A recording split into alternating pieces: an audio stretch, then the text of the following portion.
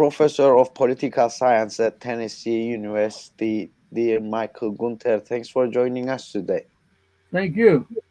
Thank you. Dear Michael, as you know, the elections are coming in Turkey next month on the May 14. It's a presidential and parliamentary elections in Turkey. How do you evaluate the practice of the current Erdogan and AKP government, first of all, very shortly? Well, I think it's time for them to go. Uh, 20 years in power is more than enough time. And Angela Merkel in Germany, she had good sense to leave, and she was doing a lot better job than Erdogan, but she left. In a democracy, you should change once in a while, and especially in Turkey. Of course, is Turkey a democracy? You could argue about that, but if for no other reason, it's time to have a new government in Turkey. And of course, there are other reasons too, as we know. Thank you. So, due to the risk of the HDP being shut down, as you followed the whole process about that as well, it enters the elections with the Green Left Party now. So, in this situation, do you think that Turkey's 2023 elections will be held in a democratic environment? Well, to some extent, yes. The very fact we're having an election, but of course, do you count? Do you trust Erdogan to count the votes fairly? I'm sure that if it's a close election, he'll find some way to win, if not fairly, by cheating. I'd say semi-democratic. At Semi-democratic, least we're okay. having elections, and everything that I hear is that the opposition, the Darlu, the one that the Kurds are supporting, we have a chance to win. And so there is some democracy there, and it will be interesting to see what happens if we do win.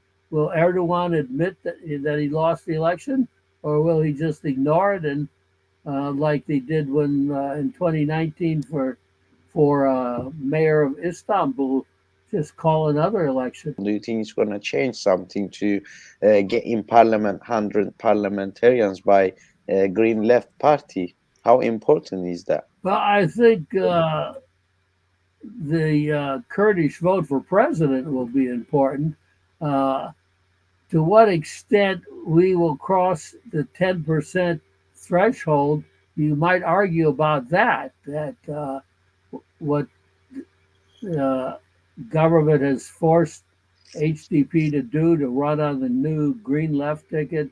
This might cause the possibility of not winning 10% of the vote and getting into parliament. We shall see.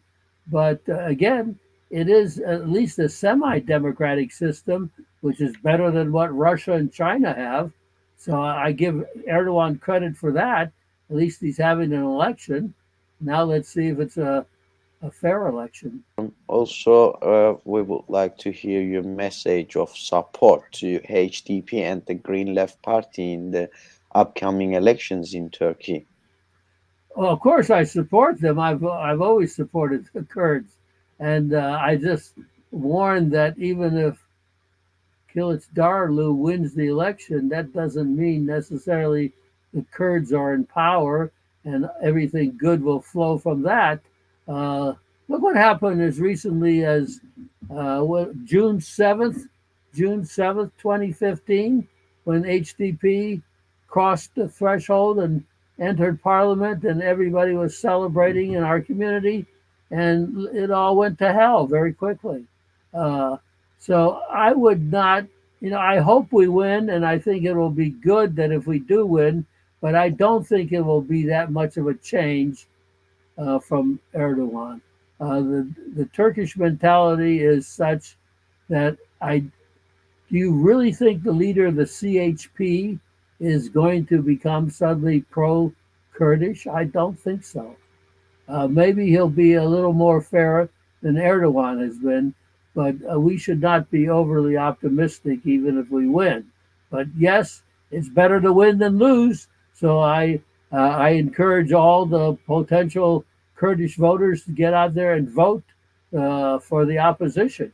And I think that will give us a chance to win, and that will be better than continuing with Erdogan.